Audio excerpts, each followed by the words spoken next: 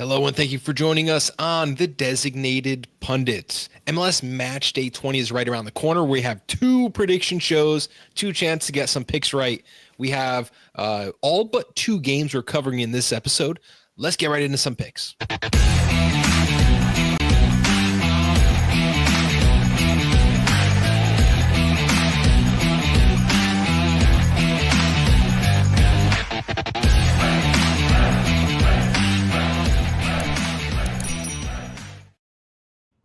We have 11 matches. 9 of them we'll be talking about on tonight's episode. We've got some great plays. The gang is all here. I'm Bob. Next to me, Scott. Under me, Alex. And caddy corner over there, we have Deon coming with some great picks for you. Gentlemen, I hope you're all having a fantastic day. We got to get right into it because we got a lot of games to talk about. So let's jump right to a quick recap of what we did last week. You see me there with a lot of red. Alex abstaining from bets, did not make the show, but Scott and Deon turning things around. Scott is the hottest guy on this channel right now, plus 3.97 units on just last week's bets. Myself bringing us down 3, Deon adding 2.39 units. That means we went 9-7 on 16 wagers, plus 3.36 units on the season. I'm still in the lead, but Scott is catching up very quickly there. 12.4 units in the positive for me, 6.33 in the positive for Scott. Alex down 1.5 units, still very respectable on 56 bets. And Deon digging himself from an early season hole, still down 4.28 units, but a couple strong weeks. Have us at 146 and 145 on the season on 291 picks. 14.94 units in the green. That is about as good as you're going to see anywhere. Let's now talk about this week. First play, CF Montreal hosting FC Cincinnati. This is at Stade Saputo. CF Montreal 2-5-11. FC Cincinnati 10-3-5. I think we know what we're going to see here when we go over to the odds. CF Montreal plus 200 as home underdogs. Plus 240 for the draw, 125 in the plus for FC Cincinnati. I'm the only one here not with an official play, and it's like those home away splits kind of have me a little shaken on this one. I don't really know where to play. We know which team's better. That's FC Cincinnati. Let's throw over to Alex because you have the most straight up pick. You have Cincinnati plus 130. Yeah, they're on the road. As far as I know, Denke's playing. Montreal's off to a terrible start. I mean, I got some guys out. I don't know, it's a road game. When I see Cincinnati plus odds on the road, I got to think about it the way they're playing this year, and that's why I'm going plus. I saw it at plus 130 earlier today. I think it went to a plus 125 now. I think they're going to win this game straight up, so that's why I took them. Love that play. And one of the rare things about shooting a video just one day before we have the injury report. We know who's going to be missing for Montreal. That is Vrioni, Waterman, Herbers, Saliba. And for Cincinnati, Hagland and Miles Robinson. Robinson, a tough loss. International duty, Robinson being out. But the only question mark I had about not going all in on Cincinnati, but I'm still – Montreal's not making the playoffs this year. I don't see them turning it around this year. Cincinnati should win this game. 2 big defensive losses for Cincinnati. Does that mean they can't score, Deon? Oh, yeah. Cincinnati's going to score. And I almost went with Cincinnati team total over 2.5. And the reason behind that is because in Montreal's last 5 games, they have allowed 3.2 goals. And in their last 5 home matches, they have allowed 2.8.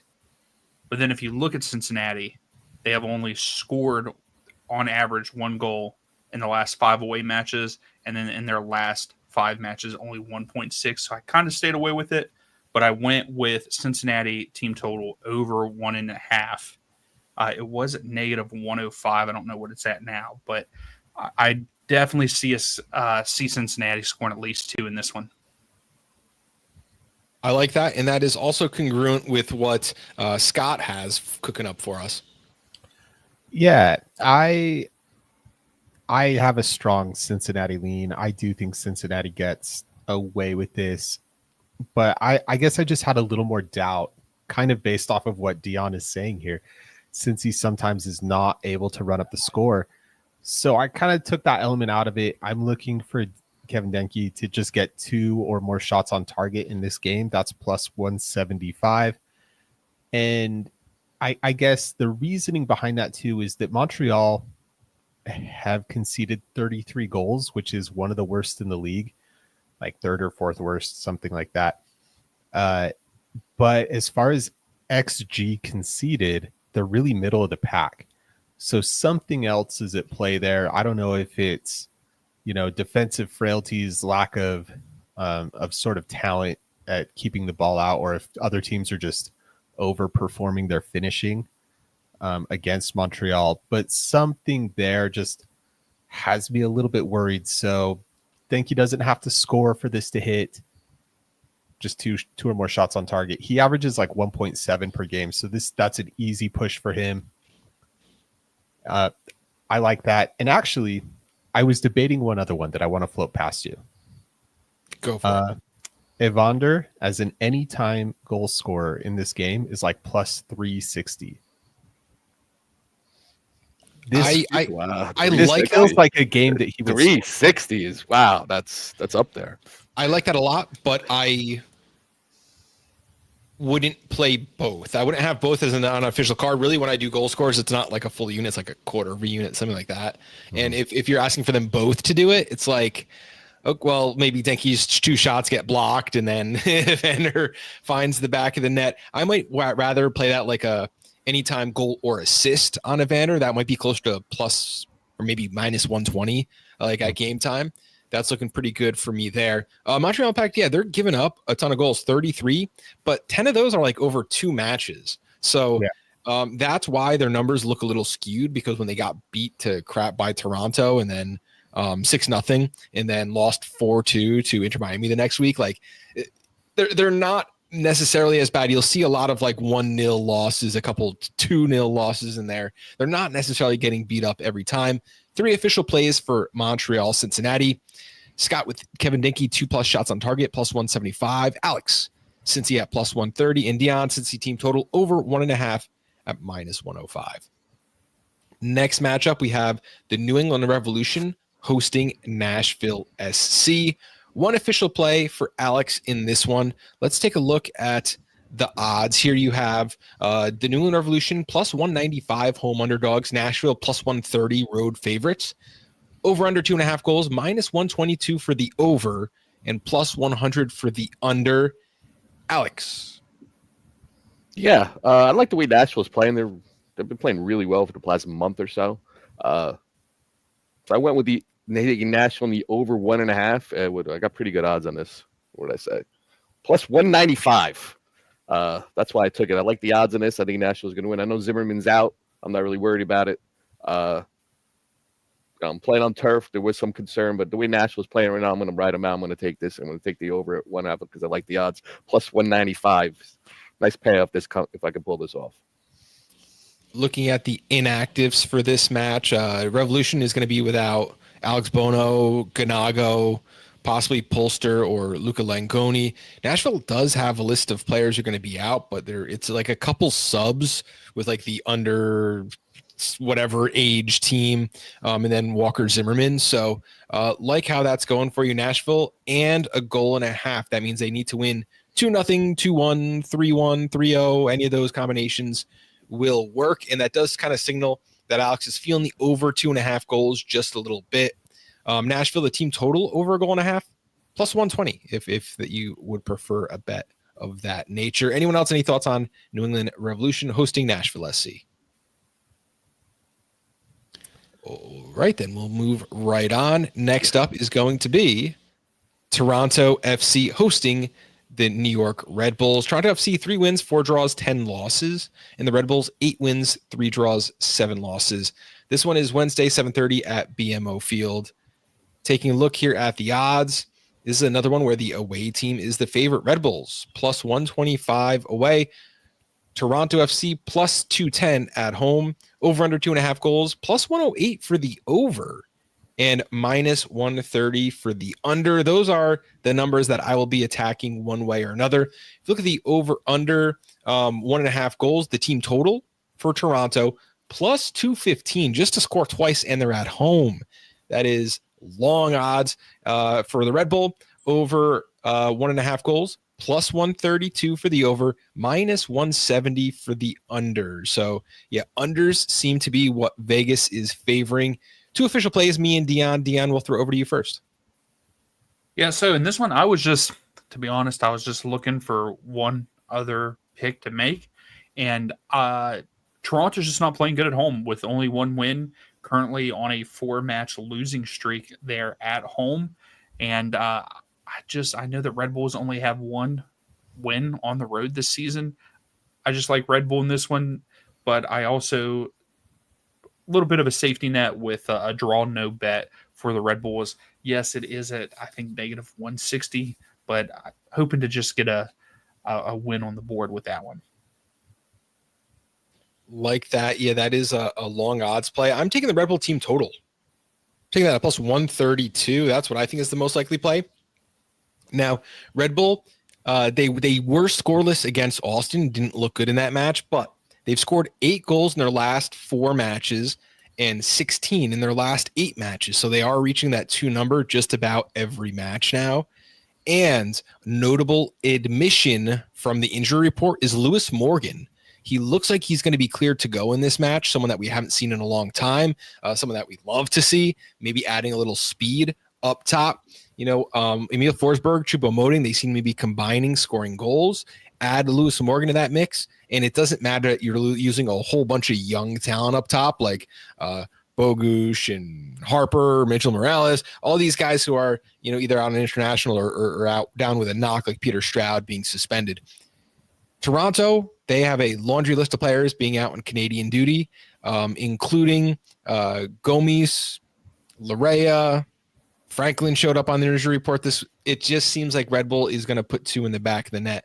So that's going to be my official play. Scott, what are your thoughts on this one? With the list of people that are out, Choupo-Moting is now questionable or doubtful with abdominal injury. Just when that popped up today, you might want to. So now I'm thinking Bogusz is going to get the start. Yeah, I guess some of that worries me. Some of that doesn't. Choupo-Moting is good, but not that he's not that piece that the Red Bulls necessarily revolve around. You don't succeed or fail based off of how that guy does that day. But Bernadeschi's out. I think the players out for Toronto are maybe more important to Toronto. But this one scares me. The Red Bulls away form. Yeah. I get they're a little bit better recently. They picked up their first away win 3 or 4 games ago. That's cool. This one scares me though. That is okay. That is why I'm taking the team total. I think a tie is totally on the cards. As long as it's a 2-2 tie, I will be happy there, and Alex will be just getting his money back. Deon will just be getting his money back on that one. Next matchup, the Chicago Fire hosts the Philadelphia Union. Chicago Fire, 7 wins, 4 draws, 6 losses. Philadelphia Union, 11 wins, 4 draws, and 3 losses. When we look at the odds here, you have Chicago Fire plus 115 home favorites, Philadelphia Union plus 200 on the road. Over under 2.5 goals, minus 178 for the over 2.5 goals, and plus 144 for under 2.5 goals. There are 2 official plays, myself and Scott. Scott, take it away. The story in a lot of ways for me was about the players missing. Philly is missing quite a few players. Ty Baribo's still gone. Andre Blake is out.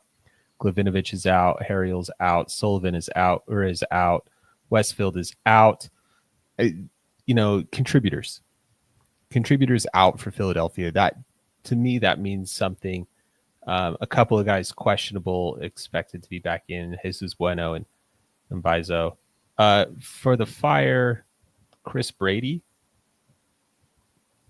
The Fire, Kwame, who's a contributor. True. Kwame is a contributor. But I'm looking at that front four: Bamba, Gutierrez, Zinkernagel, Ugo Kuipers. That they're still there. They're still around. So Chicago, I think, has a unit that is still ready to go.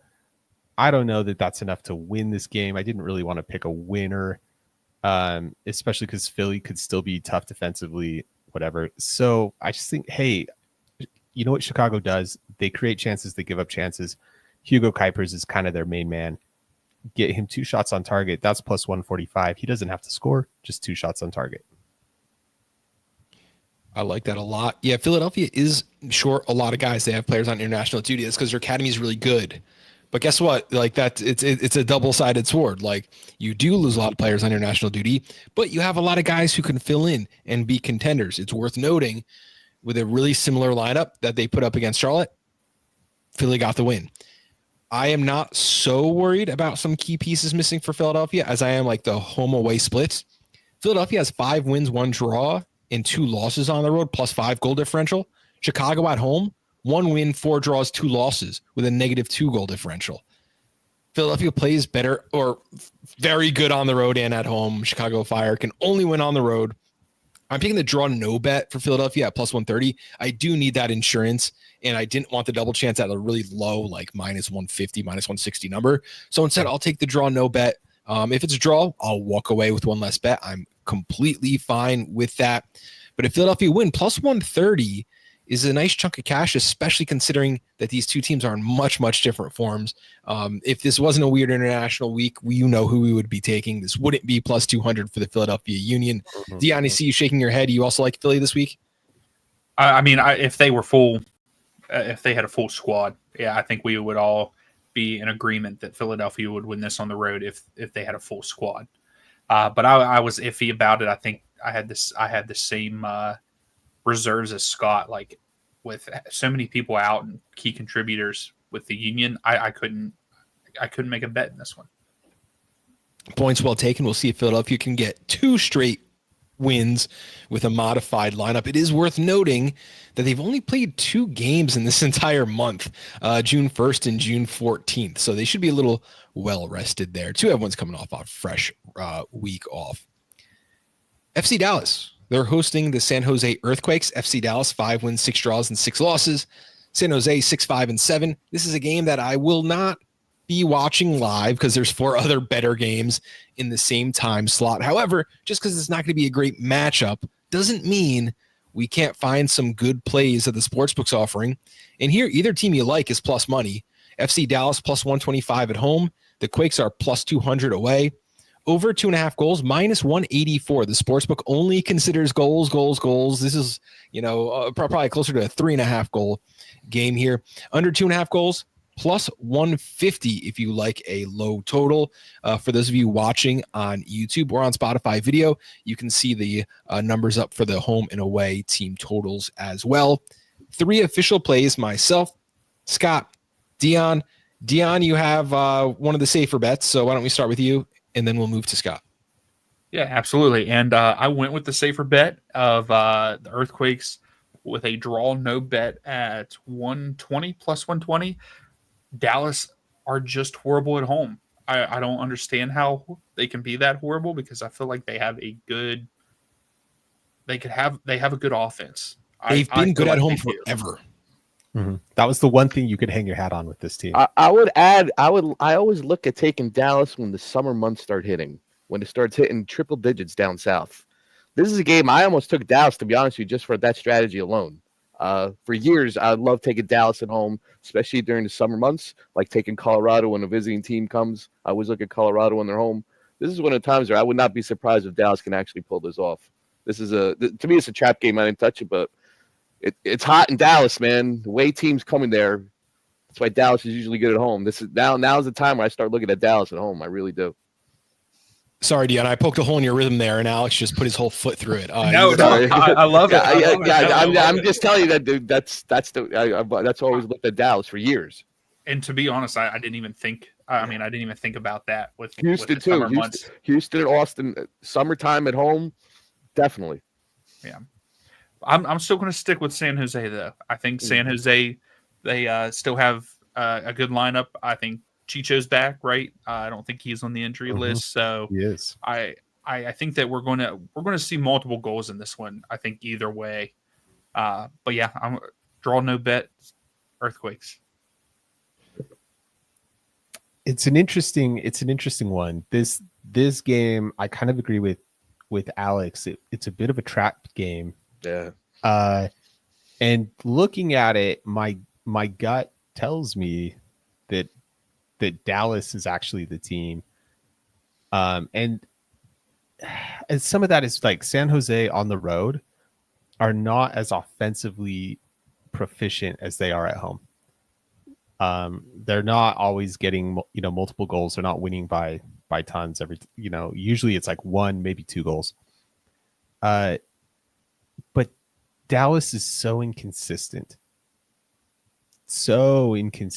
They can put up 3 on Cincy, right? I think they did that like a few weeks ago. They put up 4 on Kansas City, and then they go 0-0 against Philly, and they're like hanging on the whole time.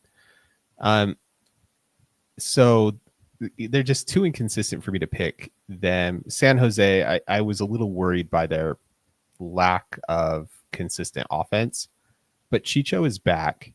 I think that makes a difference. And he's played and now had time to train again. So I'm picking him to score. That's what I think. I think he starts. The offense runs through him. He scores a goal. Just give me the 1. That's enough. Chicho is an anytime goal scorer. That's plus 180. I know, Bob, I know you don't love to make goal scorers your main thing, but I mean, it's kind of like he's the main guy for the Quakes. And that's the main guy for you. You've watched him more than anyone else on the show by far. Also true. I like what you said about Chicho being back and the odds being turned, but I'm going to piggyback on that and mention a player unavailable for FC Dallas, and that is Iragade, the defender. He's still going to be missing in this match, and that has coincided with FC Dallas being kind of leaky up top. I'm going to back Deon and go with the Quakes draw no bet at plus 130. If you look at the Dallas, now, again, I'm okay with the draw. I'm okay just getting my money back. That's fine. Dallas would have only lost you this bet. They would have only blown it up 1 out of their last 7 home games. 1 out of 7. This wouldn't at least be a refund. San Jose has a 41.5% chance to win according to my sportsbook model. In a win at plus 200 is an 8.17 advantage on what the sportsbook's offering. I'm going to play chicken with the draw no bet, but I might sprinkle a little on them to win, especially if the line walks in that direction a little later this week. Next, moving to Sporting KC hosting Charlotte. A lot going on in Charlotte. I think they benched their goalie. Kalina was on the bench for a couple weeks. Did not make his last start due to some poor play. At Children's Mercy Park on Wednesday at 8:30, we have 2 teams that are, according to the sportsbook, just about even. Sporting KC plus 160 home odds. Charlotte plus 145 as visitors. Only 15 cents between the two here. Over 2.5 goals, minus 164. Since when are we getting Sporting KC and Charlotte? Week 1 after our preview series, we would have said, oh yeah, this has a goal or less in it. Now 2.5 goals, minus 164, the most likely bet so far. I have the only official play, but Scott, tell me what you're thinking about this matchup. This could be a really sneaky good game. Good games aren't only reserved to 2 good teams facing off each other. Sometimes you get like a nice little surprise here. Yeah, no, this could be a really sneaky good game, and the rosters are fairly complete. Neither of these teams has what it takes, I think, to totally just definitely dominate and run away with it. Charlotte, I think, has a better roster. They've been playing better, but they are not an inevitable force. The defense is not perfect. Like you mentioned, Kalina got benched because kind of wasn't playing well. Kansas City, since the new manager, has been improving a little bit. I think that's starting to taper off. Offhandedly, I would probably favor Charlotte just slightly, but mostly I agree with the sportsbook. I think this is a game with goals in it. I think both of these teams are kind of open. It's about ripe for goals to happen. I agree. Now, Charlotte is not going to be a complete squad. They're going to be without Leo Labata, Ajimang, Tim Ream, Bill Tuoloma on duty or injury there. Sporting KC shouldn't really be missing anyone of significance, and I'm attacking Sporting KC in that team total, plus 114 for the over. Taking a close look at the numbers, Sporting KC scored 9 goals in the last 4 matches. At home, SKC scored 2 goals or more in 5 of 8. Charlotte, they've conceded 20 goals in their last 8 matches, and they've conceded 20 times in their 10 away matches this season. All of that points to the number being over 1.5 goals. My number is 50.38%. That is the probability from my sports betting model. It's over 50%, and you're getting plus money. When you can combine over 50% chance with plus money, you should bet on that every single time. I think Sporting KC is going to put 2 goals in the back of the net on Charlotte, something that's happened time and time again this season. One official play. Myself, Sporting KC team total over 1.5 plus 114. Moving on now to Minnesota United hosting the Houston Dynamo. This is Alex's lone play in this one here. You have Minnesota United minus 125 as home favorites. Houston Dynamo plus 320 long odds road dog. Over 2.5 goals is just about even. Minus 120 for the over, minus 102 for the under. So we're kind of split right on that 2.5 number. Alex, how would you like to play this match? Minnesota has some guys out, but I don't like Houston at all on the road here going into Minnesota. I didn't know how to over under total goals. I'm like, you know what? I think Minnesota's just going to win this game straight up. I know they got some international guys out, the goalie, Canadian national team. I understand that, but I don't like Houston all on the road. I like Minnesota at home, and I think Minnesota's just going to win this game straight up. I think Minnesota's definitely got the offensive depth to do that. And they have been doing it anyway. Laud, but Yeboah will step in with what's his face is playing for Canadian national team. I'm not, although I'd say, yeah. So that's why I think Yeboah could just step into his spot and they won't really lose anything. So again, this is more about I don't like Houston going on the road into Minnesota more than that. I don't like Houston going on the road, period. But I don't like them going into Minnesota getting any kind of result here. That's why I took Minnesota. The odds weren't that bad anyway. I don't want to get I just want to get a win on the board. And I think this is a win for me. So that's why I'm taking Minnesota. 66 degrees and cold rain on the there forecast for Minnesota. There you go. I like it even better now that you told me. I like taking that now even more now. Thank you. It's over 100 degrees at showtime here in New Jersey. Nice balmy number we had today. A little heat wave going on here. The Colorado Rapids are hosting the LA Galaxy this Wednesday at 9:30 p.m. Colorado Rapids 6 wins, 4 draws, 8 losses. LA Galaxy 1, 5, and 12. Obviously, one of the worst starts ever for a MLS. The worst start ever for an MLS Cup defending champion. Colorado Rapids, however, are plus 110 home favorites. LA Galaxy plus 220 on the road.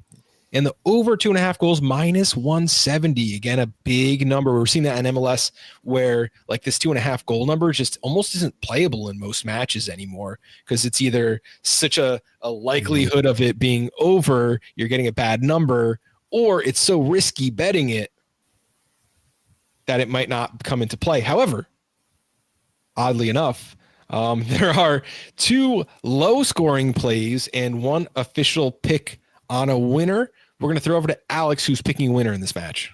Absolutely. Like I mentioned before, LA Galaxy going into Colorado, high altitude. There's been during this break, they're not walking in there getting any kind of result. I know Stefan is out. I understand this. This is, again, high altitude. The way LA Galaxy got 1 win on the year. I know Ricky Pooge is starting to train. Big deal. They're done for the year. Even if he comes back, they're not making the playoffs. Colorado home, I like the odds. That's why I'm taking them. I like that a lot. Here we have the Galaxy. They're scoring 1 goal per game, and that's with a hot offense lately. It just doesn't really seem right to me to see an over this high. I think Galaxy is going to get some wins in the second half of the season, but if you at the beginning of the season, you saw this game at Rapids, you're not guaranteed 3 points. I guarantee you no. Defending champion or not. So right off the bat, going in there, it's going to be a tough game as is. The way the Galaxy form is, I'm just going to have to go with the Rapids to get another win on here. I kind of like that play. I just want the under. Rapids have 2 straight 1-0 home losses, and they scored only a single goal in their previous 2 home games. So that's 4 home games in a row with 2 goals scored. This is a home-away splits game. That's what soccer's all about. And Colorado Rapids, in the last 4 games, haven't been scoring at home. LA Galaxy, again, they've been scoring a goal a game. That is the average. They've been scoring a little hotter recently, but like bringing your average up to 1 per game when you just won MLS Cup, not really going to do it for me. I can't really get excited about this match. I'm taking the under 2.5 goals at plus 140.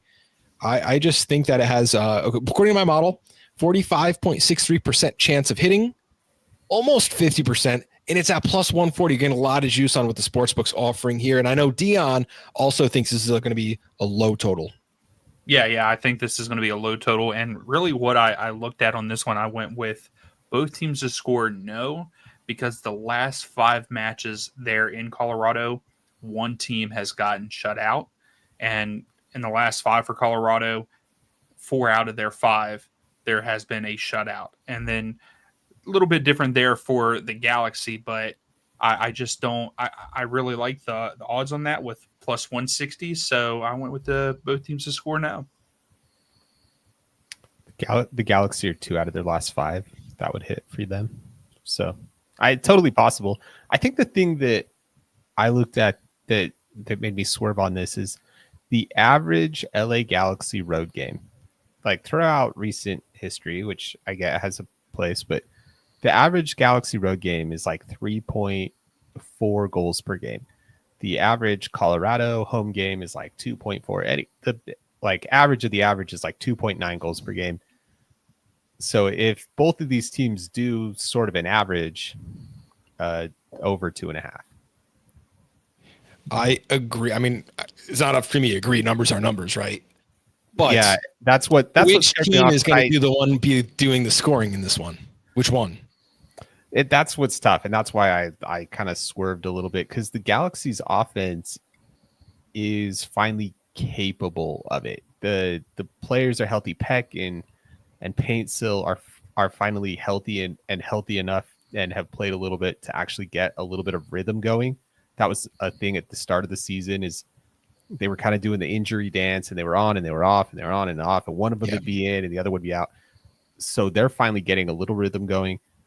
Colorado is a team that has been inconsistent. I think that's the thing, is like sometimes I watch them play and I'm like, that is a really good team. And other times I watch them play and I'm like, that is a really bad team. And it's the same group of dudes and the same coach.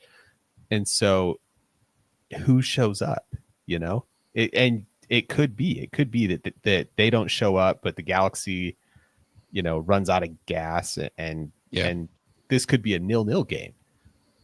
It could. There's a lot of possibilities like 3-3. here.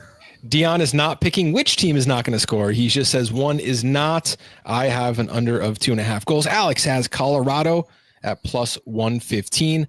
Final match. The Vancouver Whitecaps host San Diego FC. This is the first time 2 10-game winners are going to play each other this season. That's going to be really exciting. Home odds, you have Vancouver plus 110, San Diego at plus 220, over 2.5 goals, minus 128 for the over, and plus 104 for the under. Now, Vancouver, they have a lot of players in Canada, in the country, and on the national team. They're missing quite a few guys, but they have 1 win and 1 loss with a lot of players out. San Diego, for me, the real big question is going to be Irving Lozano. Dreyer's back. He's going to be playing in this one. Can Irving come back from a little knock that he sustained? I don't know, but my pick, really simply, is going to be over 2.5 goals. I just want to see goals in this one. Here again, my sports bottle, 56.68% of the time this is going to hit. San Diego, 52 goals seen in 18 matches. Vancouver, 45 in 17 matches. Those are both over 2.5 goals per game. And it's worth noting that with Vancouver at 35 points and San Diego at 33, a win for either team guarantees them first place in the West. No team can overtake them. They're at least 3 points ahead of everyone else in the Western Conference. It's a good time for Vancouver to, kind of stake their claim, get 5 points ahead, or San Diego can step up and take sole position of first place. Scott, what do you think about that? Ooh, the drama. I love it. I like your play. I do see goals in this game because of the players that are out, I see this game just being more open. And that leads to higher quality chances and more goals. That's what I see. My only real concern is for San Diego. It's less about Chucky not being available. I think the team can do the business. I think they can do that. It's more like the midfield is so gutted. The players that they really need in that engine room that keep things ticking over to play the way they want to play, like they are going to need the depth to really step up stylistically to keep things going at a high level. I don't think Dreyer is going to be able to drop back to midfield and score bangers from there every week. You know what I mean? You are right there, but they still have Zirkov and Valakari in midfield. Alvarado may not be ideal, but De La Torre and Anibal Godoy is like 1,000 years old at this point. De La Torre has been very, very good this year. You're right. Yeah. There is something missing, and this might be one of those like goes into the 70th minute at 0-0, and then we just get an explosion of goals. I like goals in this one. Deon, any thoughts? No, I think it's one of those things. I stayed away from it because both teams are missing a lot. Me too. But I really do think. I mean, we've seen it multiple times this season with Vancouver. Even when they're down a bunch of good players, they find a way to win. So, I mean, if I had to lean towards a team, Vancouver's at home. I think that they could do it. I with so many guys out, I don't know. San Diego's midfield to me scares me in this game. I don't know what's going on in the midfield at all. No De La Torre, the Norwegian guy, what's his name? And Vartsen's out. Yeah, I don't know, man. I don't know, Vancouver, time and time again, they got a bunch of guys out. Gold's still not playing. They keep winning. I stayed away from this game. I saw too many outs for San Diego. Lozano questionable. That scares the hell out of me. I was like, you know what? Too many unknowns for me. I'm not touching this game. I didn't know where to go with this. I really didn't. I kind of over 2.5 goals. The only official play at -128. Scott. Sorry, I just to wrap that up. I kind of think though that the missing pieces for San Diego will help, create the opportunities for that like Vancouver attack that is missing important players. Like I see that as the equalizer, right? Like yeah, San Diego's got mostly their, they've got some of their starting offense. They've got some of their, definite like first guys off the bench. And the Whitecaps, are going to be able to take advantage of where this like San Diego weaknesses are. So I really like this overplay, actually. Thank you. Let's take one look at all of our official plays here. Bob, Scott, Alex, Deon, all with some official plays. If you are following on YouTube or any of our other video platforms like Spotify, you can pull this chart right up. Always make sure you go over to Bob v Soccer. That's my Twitter handle. And I blast out all of our official plays before game time starts. Guys, new logo week. We're trying that out. Let us know in the comments what you think. Any cleaner, any easier on the eyes? What could we do better? That's what it's all about. Thank you guys for tuning in. Have a great week, and we hope all your picks land. Have a good one.